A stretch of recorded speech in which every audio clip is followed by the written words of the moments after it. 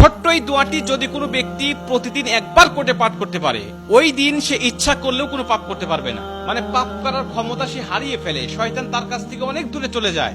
নবীজি বলছেন, যদি কোনো ব্যক্তি এই দোয়াটা মাত্র একবার পাঠ করে, যেদিন সে পাঠ করবে ওই দিন শয়তান চিৎকার করে কাঁদতে থাকে, চিৎকার করে আওয়াজ দিয়ে বলতে থাকে যে আজকে সারাদিন তুই আমার ওয়াসওয়াসা থেকে মুক্ত হয়ে গেলি, আমি ইচ্ছা করেও আজকে তোকে আর ধোঁকা দিতে পারবো না, তুই আজকে আর কোনো পথভ্রষ্টের কাজ করতে পারবি না, তুই সেটা আমার কাছ থেকে মুক্ত হয়ে গেলি। মানে এই দোয়াটার এতটাই পাওয়ার, এতটাই ক্ষমতা আল্লাহ পাক দিয়ে দিয়েছেন। অতএব আমরা এই দোয়াটা মুখস্থ রাখবো, ছোট্ট একটি দোয়া মুখস্থ করে প্রতিদিন আমরা তেলাওয়াত করবো। আমরা কিন্তু অনেকেই আছি পাপ ছাড়তে চাই, কিন্তু আমরা এমন কিছু দেখি বা এমন কিছুর সম্মুখীন আমরা হয়ে যাই, ওটা দেখার পরে আমরা নিজের উপরে নিজের কন্ট্রোলটা হারিয়ে ফেলি, তখন আমরা পাপ করতে বাধ্য হই বা পাপ শয়তান আমাদেরকে করিয়ে ফেলে। এজন্য যদি আমরা প্রতিদিন অন্তত ফজরের নামাজের পরে এই দোয়াটা যদি পাঠ করতে পারি, তাহলে আমরা কিন্তু শয়তান থেকে মুক্ত থাকবো ওই দিন সারাদিন। আর শয়তান থেকে মুক্ত থাকার কারণে আমরা ইচ্ছা করলে ওই দিন পাপ করতে পারবো না। নবীজি এই দোয়াটা শিখিয়েছেন, আউযু বিল্লাহিল আযীম, আউযু বিল্লাহিল আযীম ওয়া বিওয়াজহিল কারীম ওয়া সুলতানিহিল কাদিম মিনাশ শাইতানির রাজীম।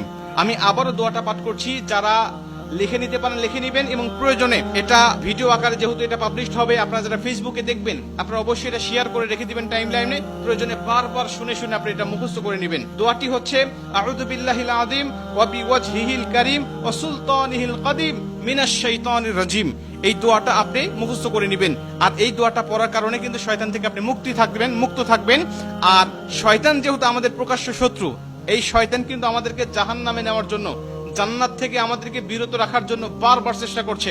আমাদের সামনে থেকে, পিছন থেকে, ডানে থেকে, বামে থেকে সব জায়গা দিয়ে কিন্তু শয়তান আমাদেরকে ধোঁকা দেওয়ার জন্য সদা ব্যস্ততা।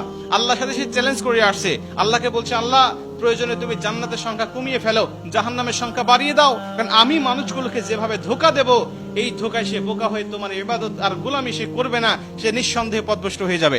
এই জন্য শয়তান থেকে মুক্ত থাকার জন্য আমরা কিন্তু সর্বসময় এই দোয়াটা পাঠ করবো। প্রতিদিন অন্তত একবার এই দোয়াটা আমরা পাঠ করলে আমাদের কাছ থেকে শয়তান মুক্ত হয়ে যাবে, আমরা শয়তান মুক্ত জীবন যাপন করব।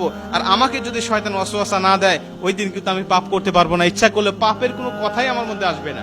কারণ আমরা জানি ফেরেশতারা ইচ্ছা করলেও পাপ করতে পারে না, কারণ ফেরেশতাদেরকে শয়তান ধোঁকা দেয় না, আর ফেরেশতাদের কাছে শয়তান যায় না, তাই তাদের অকর্ম করার মতো বা পাপ করার মতো কোনো ক্ষমতা তাদের নাই। এর জন্য এই দোয়াটা আমরা সবাই মুখস্থ করে নিব এবং প্রতিদিন একবার হলেও পাঠ করবো ইনশাআল্লাহ।